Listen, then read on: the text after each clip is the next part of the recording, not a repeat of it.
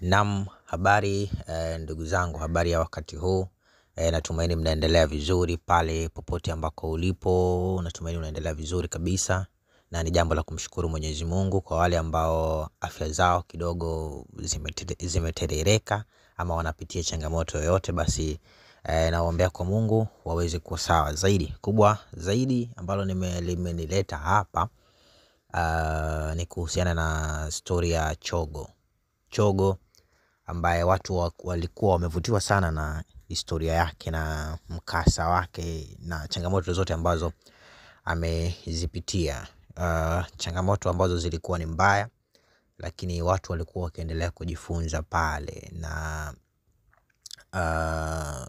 kulikuwa kuna utaratibu huo wa kuweka muendelezo, lakini pia kuweka namba zake za simu kwa ajili ya mawasiliano, kwa sababu watu wamekuwa wakitoa hayo maoni kwamba tunataka namba za simu kwa ajili ya lengo la kutoa baadhi ya maoni, ushauri, kujifunza na vitu vingine privately ambavyo kwa pale kwenye comments wanashindwa kuvifanya.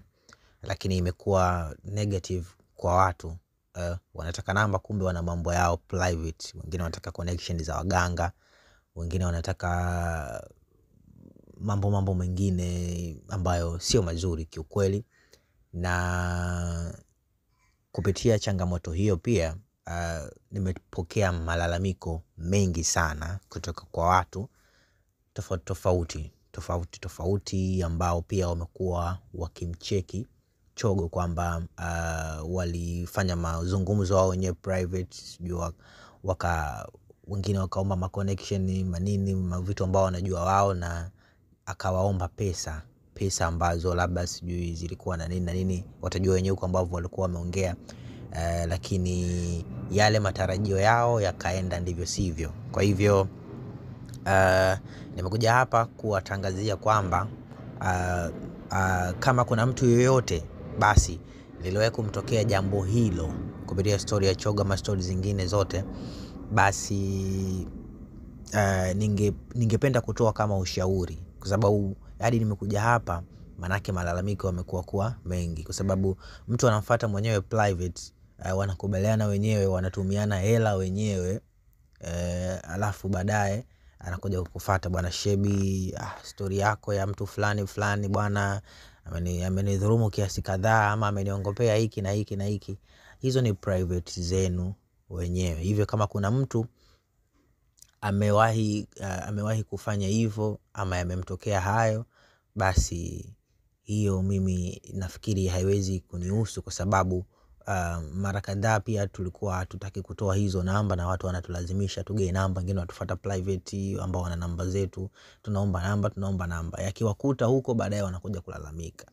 Lakini sishauri mtu kuchukua namba, sishauri. Na ukiona namba imewekwa, basi either huyo mtu ana matatizo, basi anatakiwa asapotiwe, ana changamoto asapotiwe, au kama utachukua namba basi mshauri azidi kuimarika kiimani.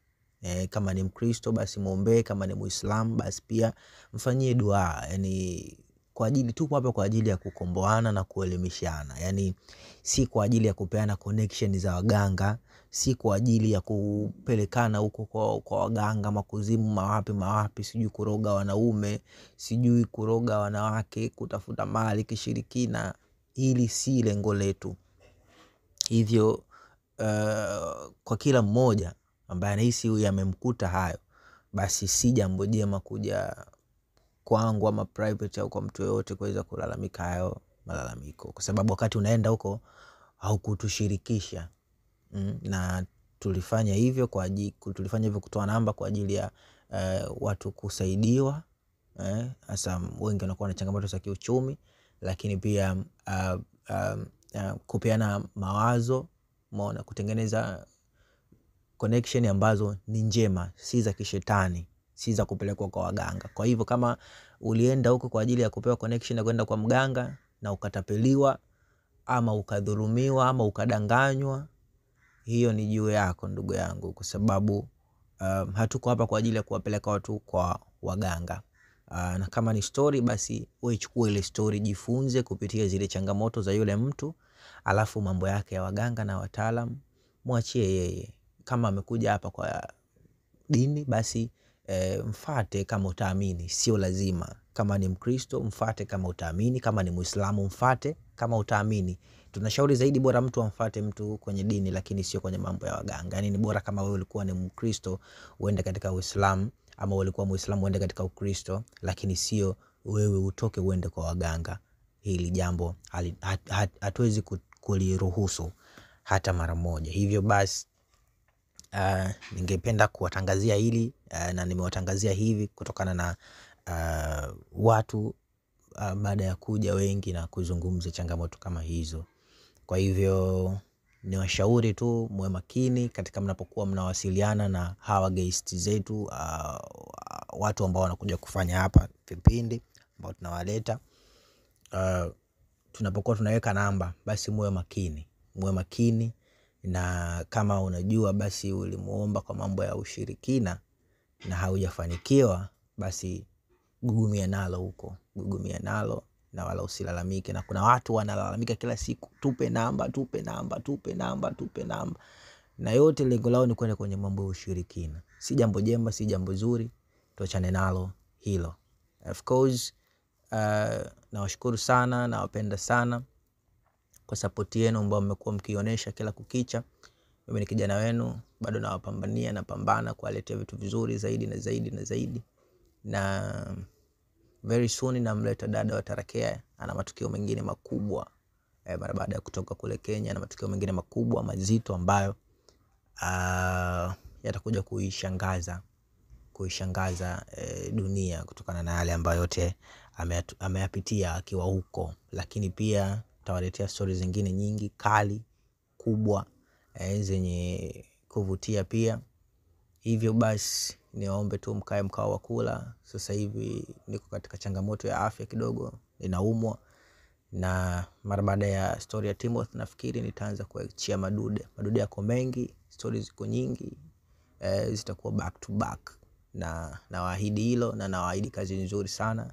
Lakini pia tuombeane dua, maisha yaendelee na tuwe na afya ili kuwa imara zaidi. Kijana wenu naumwa kidogo, lakini naendelea vizuri, na very soon nitapona kwa uwezo wa Mungu, na nitarudi tena nikiwa katika hali na kasi kubwa zaidi.